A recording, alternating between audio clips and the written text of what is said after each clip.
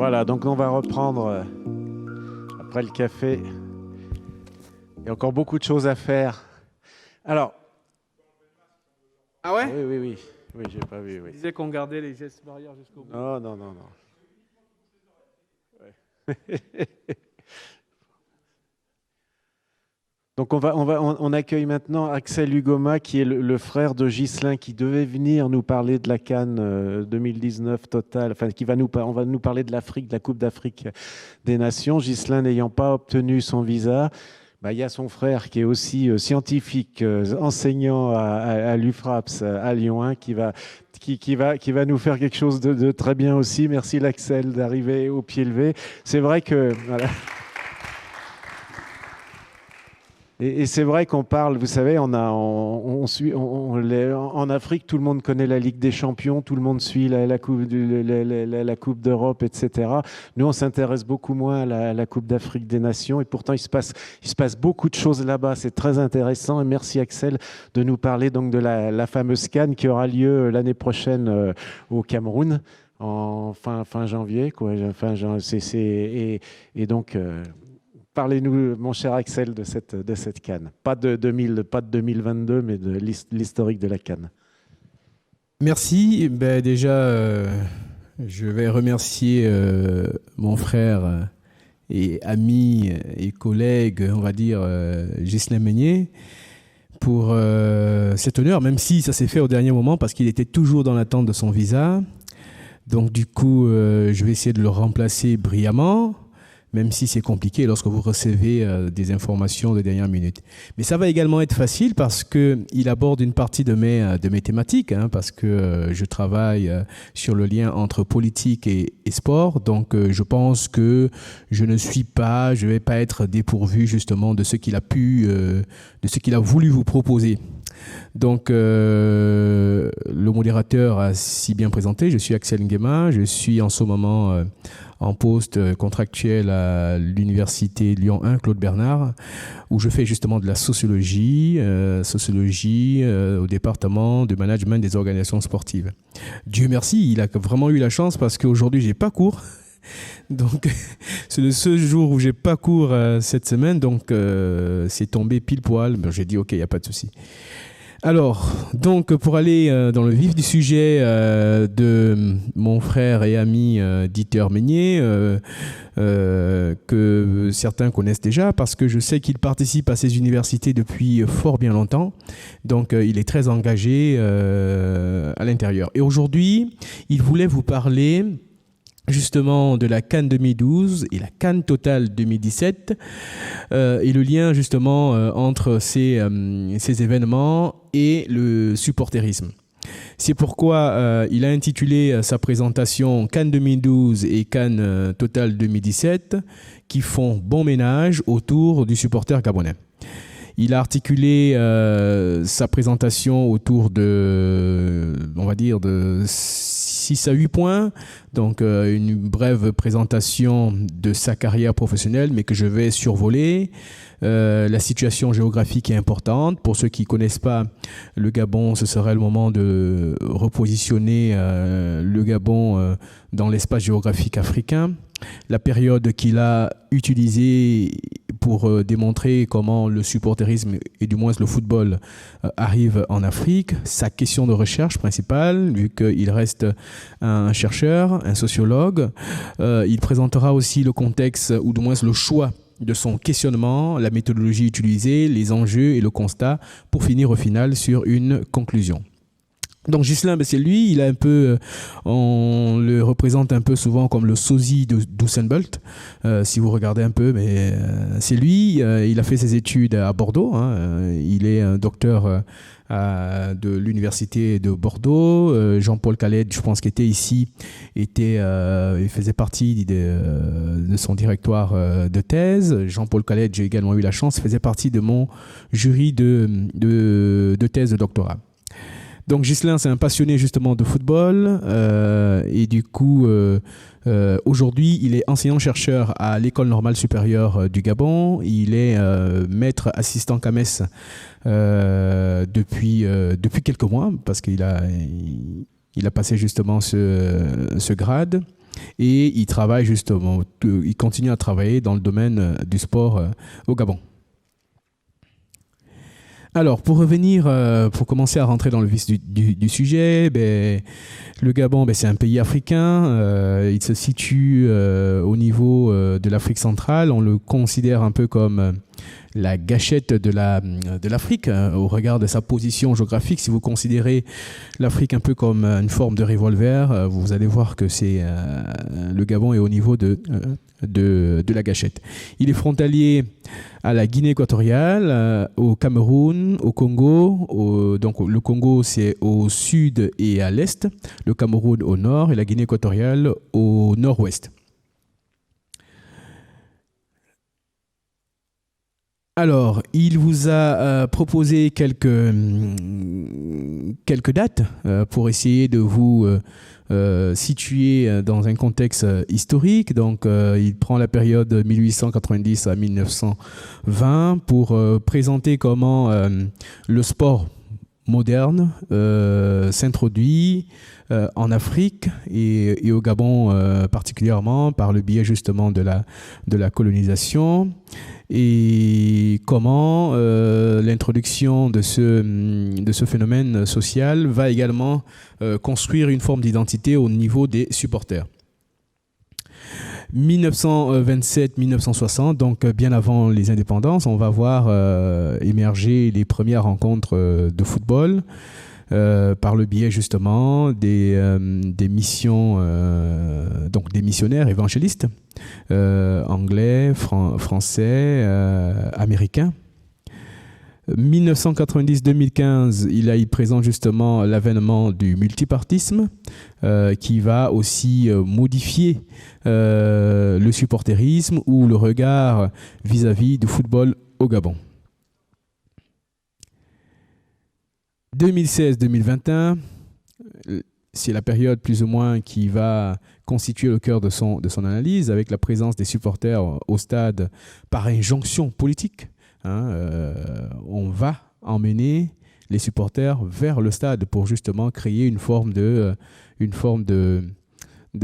militantisme, de représentation, parce qu'il y a des enjeux diplomatiques qui vont se jouer autour des stades et à l'intérieur des stades et autour justement de la CAN 2017. Alors, au travers de ce contexte à la fois historique, géographique, il se pose une question fondamentale qui est de comprendre comment les pratiques supporteristes font-elles bon ménage autour du football gabonais pendant la CAN 2012-2017. Il faut également comprendre, là je me permets d'essayer de refixer le contexte. La CAN est un événement qui se déroule tous les 2 ans. Et il a été exceptionnel parce que le Gabon avait organisé en 2012. Après, en principe, elle devait avoir lieu en 2015 en Libye. Malheureusement, il y a eu un souci politique. Après, je crois que c'est le Maroc qui devait prendre exceptionnellement. Après, je crois qu'il y avait eu l'Ebola ou un truc comme ça. Et exceptionnellement encore, le Gabon s'est réapproprié cette CAN qui a été finalement organisée en 2017. Donc un fait exceptionnel, donc le fait d'organiser qu'un pays puisse organiser en si peu de temps un même événement sportif. Et donc il est quand même intéressant de se pencher sur cette CAN parce qu'elle sera au cœur justement de cette contradiction, de ces oppositions justement autour du supporterisme. On va voir comment la conception du supporterisme va évoluer au cours de ces 2 événements. Et le fil conducteur, du moins le lien entre cela, on va voir tout ce qui est diplomatie, tout ce qui est politique qui va rentrer en jeu. Alors, je vais passer un peu, parce qu'il y a trop de textes. Vous avez compris un peu le point de départ. 2012-2017. Il tente de comprendre comment justement les supporters vont faire bon ménage avec ces différentes CAN. Est-ce qu'ils seront identiques, effectivement? Est-ce que le supporter de 2012 sera le supporter de 2017, la CAN Total 2017. Donc, l'objet d'étude ici, c'est justement le supporterisme. Comment on supporte au Gabon autour d'un événement continental. Il faut également préciser le fait que la CAN 2012, c'est une CAN qui est co-organisée par le Gabon et la Guinée équatoriale. Donc, il y a des enjeux qui sont aussi doubles, des enjeux diplomatiques qui sont importants. Dans un premier temps, le Gabon devait organiser la CAN 2010. Le Gabon devait organiser la CAN 2010, mais de façon individuelle. Et donc, après le décès d'Omar Bongo, cela n'a pas pu se faire. Et donc, au final, ils ont la CAN, du moins la CAF, la Confédération africaine de football, et les acteurs politiques de l'époque, donc de l'Afrique centrale, de la CEMAC, se sont réunis pour voir comment on pouvait essayer de jumeler deux pays pour organiser cet événement. Donc, il y a un contexte qu'il faut pouvoir maîtriser pour comprendre au final l'objet qui est à la fois pluridimensionnel, qui est pluricausal, hein, et qui peut être perçu par des individus distincts de manière fort différente et en fonction de leur alliage politique. Alors, ce qui justifie le choix du contexte, donc là je l'ai dit tantôt, dans un premier temps il y avait aussi la CAN 2012, c'est une CAN Orange, donc le sponsor, le naming, etc. c'est Orange, qui est partenaire, qui est le sponsor de cette CAN, donc on appelle la CAN Orange 2012 et la CAN Total, parce que Total, hein, le groupe Total, qui a repris effectivement cette CAN au travers justement du choc pétrolier ou du moins de la crise pétrolière de l'époque et surtout des enjeux politiques de cette époque. Alors l'analyse, donc il essaye de fonder justement son analyse autour d'une analyse qualitative, donc par des entretiens, au travers des différents supporters, au travers des différents acteurs des supporters, des clubs de supporters. Une ouverture à l'extérieur peut également être considérée comme une opportunité à saisir, selon lui. Hein, c'est cet échange que, justement, il s'est décidé qu'au travers de cette université sportive d'été, va essayer de mettre ou de préciser le rôle de l'UNCU et des clubs de supporters. Les enjeux de sa communication, c'est tout simplement de pouvoir analyser le lien et la différence comportementale des supporters gabonais pendant la CAN 2012 et 2017, ça je l'ai déjà dit. Analyser le discours et les images, et je pense que c'est là où on aura quand même à échanger. Hein, lorsque je vais vous présenter les différentes images, vous allez facilement comprendre la différence qu'on peut voir lors de ces différents événements. Hein. On avait une forme de supporterisme collégial, collectif, une forme d'homogénéité du supporter en 2012, ce qui va être quasiment différent en 2017. Alors qu'il s'agit du même événement, il s'agit du même pays. Et là encore, en 2017, le Gabon est le principal organisateur. Il ne co-organise plus. Maintenant, on pourrait savoir, est-ce que l'effervescence qu'il y a eu en 2012 était une effervescence également sur des enjeux diplomatiques entre la Guinée équatoriale et le Gabon? Est-ce qu'il fallait essayer de se positionner ou du moins de rivaliser avec le co-organisateur pour que nous puissions paraître comme les meilleurs organisateurs, ou bien il s'agissait tout simplement du fait que l'Afrique centrale et le Gabon n'avaient jamais organisé de CAN. Donc c'est vraiment dans ce sens qu'il faudra essayer d'orienter le débat. Donc, il se permet d'analyser les discours et les images des textes depuis 60, de dégager les enjeux politiques et sportifs, montrer l'inadéquation de celles-ci. Il montre les liens qu'entretiennent le football et la diplomatie, le mariage de raison pour une co-CAN plutôt que rien, parce que c'était aussi ça, c'était une condition de la CAN, de la CAF, Confédération africaine de football, que de co-organiser. Hein, donc là, les enjeux politiques, diplomatiques rentraient également en compte. C'était soit de vous co-organiser ou bien on attribue la CAN à un autre pays. Parce qu'il y a aussi des enjeux économiques. Le Gabon, c'est à peine 1 500 000 habitants. La Guinée équatoriale, c'est à peine 400 000 habitants. En termes économiques, remplissage des stades, etc., c'est assez compliqué. Donc, la co-organisation, c'était une des conditions des enjeux diplomatiques qui ont joué autour pour pouvoir accueillir cette co-organisation. Il tente aussi justement de montrer tous les liens qui ont eu la CAN sans sida au travers justement de l'implication de la première dame africaine, de la première dame du Gabon. Il analyse les émotions et anticipatrices, les réparatrices et régularatrices des supporters pendant la CAN 2012.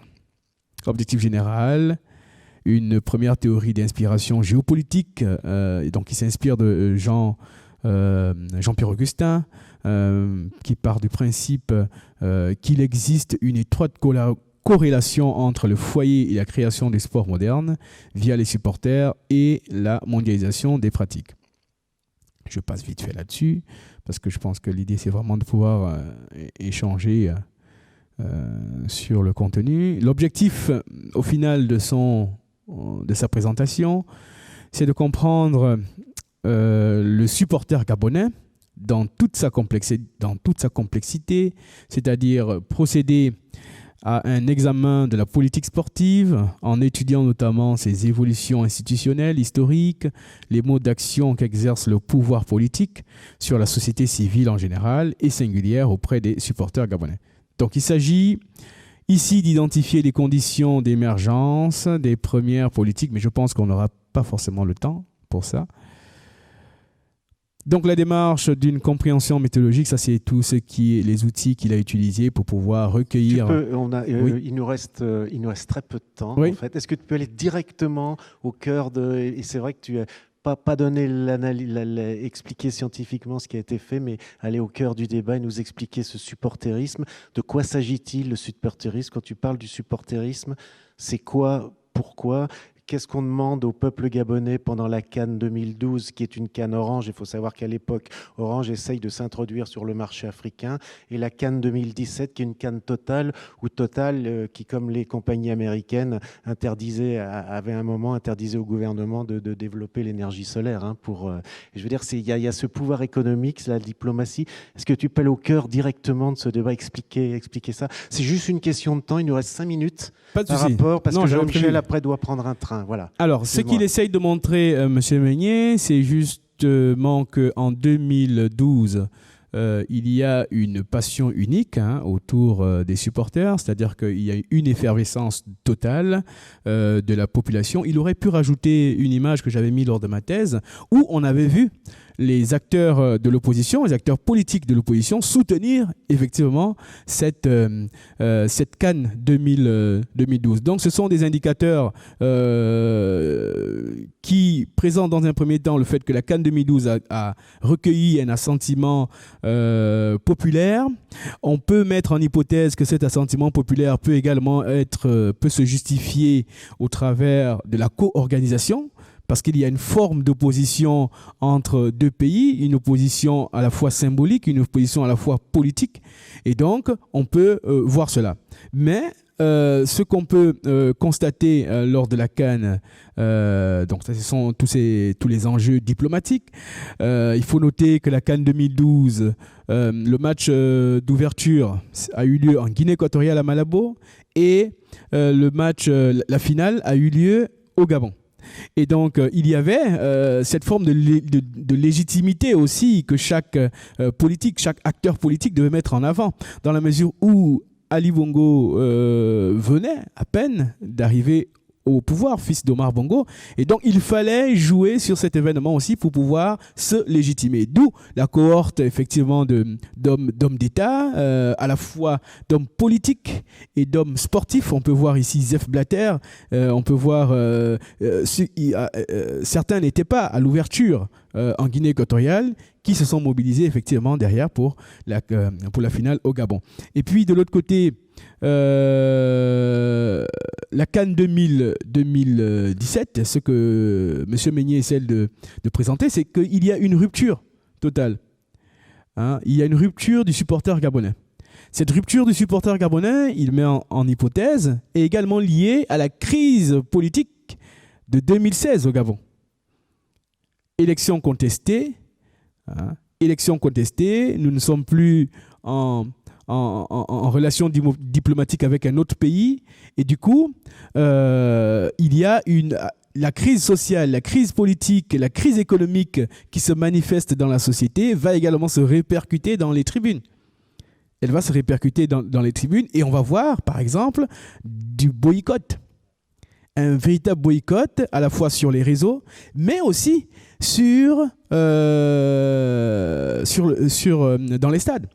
Et au final, qu'est-ce qui va se faire? C'est ça, voici le constat. Le constat, c'est que les matchs de la CAN se sont déroulés vides. Alors, s'il y a effectivement ce manque de popularité des supporters dans les tribunes durant la CAN 2017, le politique va tenter de réparer. Comment laver l'image? Surtout qu'il y a un enjeu politique derrière, un enjeu de légitimation qui se fait, c'est-à-dire que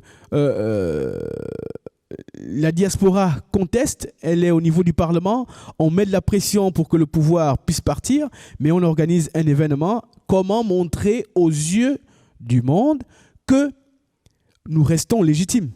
Et alors, qu'est-ce qui va se faire? Au Gabon, on envoie les écoliers remplir les stades. Donc, la CAN se joue pendant l'année scolaire. Qu'est-ce qui va être fait? Pour essayer de remplir les stades, le pouvoir en place va décréter des journées blanches et va constituer des charters d'élèves pour aller remplir les stades. On va même arriver, il aurait pu mettre des hommes politiques qui achetaient des billets de la CAN Total 2017 pour pouvoir remplir les stades. Et donc, on a véritablement deux types de supporterisme. Hein. D'une part, le supporterisme vécu en 2012 et le supporterisme vécu en 2017. Mais ce supporterisme, cette modification ou cette transformation du supporter est liée probablement, moi je mets cela en hypothèse, au contexte socio-économique, à la crise politique. Donc il y a un lien étroit entre la qualité du supporter, ou du moins l'effervescence que l'on peut avoir autour de l'équipe, et l'impopularité également du pouvoir en place. Donc voilà un peu, je pense que je peux m'arrêter là et après on pourra échanger. Merci. Pouvoir, donc pour être très clair, parce que c'est vrai qu'on n'est pas forcément, malheureusement, au fait au fait de l'actualité africaine, comme les Africains sont au fait de l'actualité européenne. Hein, ça, on pourrait prendre des leçons. C'est Omar Bongo qui meurt. C'est Ali Bongo, son fils, qui prend la suite. On se dit c'est une dynastie qui s'installe et c'est pas la démocratie. Et c'est fort. Est-ce que tu peux revenir là-dessus? Moi, je trouve que c'est très fort. J'étais pas au courant du tout de cette affaire au Gabon. Les gens à l'intérieur du Gabon se disent on va pas aller dans les stades parce qu'on va protester contre l'absence de démocratie dans notre pays. C'est-à-dire que les gens qui se passionnent pour le foot, et Dieu sait qu'on se passionne pour le foot en Afrique, les gens, ils sont assez forts pour dire on va pas aller à la Coupe d'Afrique, on va pas aller voir les matchs parce qu'on a quelque chose de plus fort à défendre. Oui. Alors, ce qu'il faut également, parce qu'on peut voir un paradoxe, que pourquoi ils se sont mobilisés en 2012 alors que c'est le même président, et pourquoi ils se démobilisent en 2017. Alors, pourquoi ils se sont mobilisés en 2012? Déjà, en 2012, la CAN de 2012 n'est pas une CAN qui a été acquise par le fils Bongo. L'acquisition a été faite durant le règne d'Omar Bongo. Parce qu'à un moment donné, la CAF déterminait les organisateurs 5 ans, 6 ans, 7 ans avant. Et donc, c'est Omar Bongo qui, lui, dans son discours, présentait la CAN 2012 comme un don à la jeunesse gabonaise. Et donc, il y a eu cette effervescence autour de ce projet. Donc, peu importe celui qui venait au pouvoir, qui est venu, tout le monde voulait avoir cette CAN, surtout que le Gabon n'avait jamais organisé. Et la dernière fois qu'il y a eu une CAN en Afrique centrale, c'était en 1972. Donc, il y a eu effectivement toute une effervescence autour, sans oublier que le président de la CAF, Confédération africaine de football, c'est un Camerounais. Et donc, il y avait déjà ces débats diplomatiques au sein de la sous-région et on savait que ceux qui avaient la notoriété, ceux qui avaient le pouvoir politique en Afrique, ben, c'était Omar Bongo, c'était Sassou Nguesso, c'était Paul Biya c'était Obiang Nguema, qui ont une longévité et qui ont une influence au sein de l'Afrique. Donc, c'était un élément diplomatique et un élément de légitimation que d'avoir cette effervescence autour de 2017. Maintenant, autour de 2012, une fois 2012 passé, effectivement, on a vu, je vous ai dit qu'en 2012, vous aurez pu voir ceux qui ont contesté le pouvoir politique soutenir effectivement cet événement. Mais en 2017, ce qui se passe, c'est que les élections sont bafouées, sont truquées, voilà, c'est mon point de vue, non, mais et que au final, on va avoir le combat politique qui va venir dans le milieu sportif. Donc l'adhésion ne sera plus totale. On va avoir un pouvoir qui sera isolé et du coup, on va le voir autour des stades. Malgré tout ce qui va être fait, c'est-à-dire on va demander aux responsables politiques au pouvoir de prendre des billets de la CAN Total 2017 pour pouvoir les distribuer.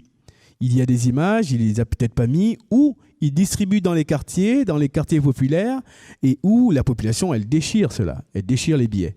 Et on va voir clairement cette manifestation, mais ils vont jouer vu qu'ils ont tous les leviers. Donc ils vont aller dans les écoles pour pouvoir stimuler, ramasser en charter que vous voulez ou pas, vous allez aller dans les stades. Et finalement, ce sont les écoliers qui remplissent les stades et pas la population gabonaise. Pas la population. Ils ont tenté et même là, ils n'ont pas réussi à remplir totalement les stades. Et on s'en est rendu compte quand même. Est-ce que la presse en a parlé? Est-ce que disait la presse autour? Ça a dû faire le buzz quoi, à ce moment-là. Comment ça s'est passé? Oui. Et quelles ont été les incidences finalement pour Ali Bongo? Alors, aucune incidence pour Ali Bongo dans la mesure où il y a une forme de comment dirais-je, de voile, du moins du non-dit. Il y a autour de ceux qui légitiment le pouvoir, c'est-à-dire la CAF, etc.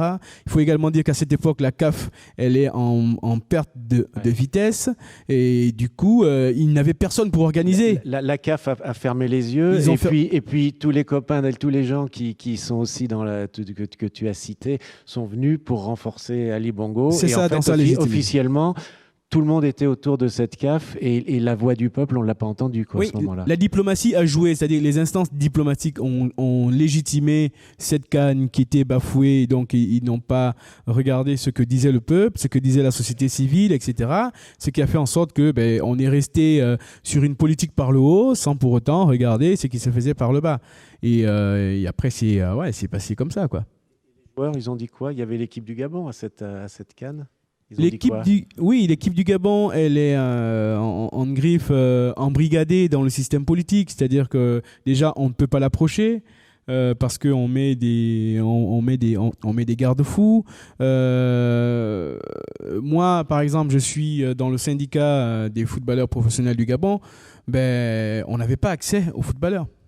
On voulait faire passer certains messages parce qu'ils étaient embrigadés, mais c'était bloqué, quoi.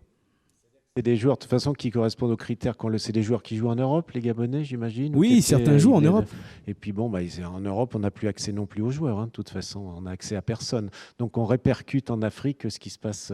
Non, pas forcément. C'était pas ça le sud. Là, c'était vraiment politique. Là. C'était de la pure politique. C'était peu importe la décision, peu importe ce que ressent le peuple, la CAN va se jouer parce que le pouvoir en place avait besoin de cet élément pour continuer à se légitimer. Pour s'asseoir, pour dire passons, il n'y a plus rien à voir. C'est-à-dire les élections sont derrière nous, manifestons et puis parlons d'autre chose. C'est-à-dire qu'on a voulu, parce que la contestation elle a quand même duré, elle dure encore plusieurs mois, plusieurs années. Donc c'était pour essayer de passer à autre chose, parce qu'il y a eu des événements politiques, etc., pour essayer de démontrer ce qui s'était réellement passé. Et la CAN est venue plus ou moins aider à légitimer, à faire tomber les contestations, les marches, pour dire, en fait, ils ont voulu essayer de rattraper l'union qu'il y avait eu en 2012 pour 2017 et faire passer la contestation de 2016. conclusion, parce que donc le temps passe et Jean-Michel va venir. C'est le cynisme qui a gagné et c'est finalement le sport et diplomatie. On a remis le couvercle sur la marmite et puis il ne s'est rien passé, quoi. Ouais, il ne s'est rien passé sur le plan diplomatique. Hein, il ne s'est rien passé sur le plan diplomatique, mais sur le plan local, la contestation, elle continue. Parce que si vous regardez également l'effervescence ou le lien entre les supporters et l'équipe nationale, le lien, il est coupé. Le lien, il est quasi coupé. Mais vu qu'on positionne l'équipe nationale comme l'élément diplomatique qui est relié au chef de l'État, il n'y a plus cette effervescence de 2012. Ça veut dire que les Gabonais ne soutiennent plus leur équipe nationale et ne soutiennent pas leurs joueurs. Majoritairement. Voilà. Je me permets, donc à moins que quelqu'un ait une question dans la salle, mais on est pris par le temps.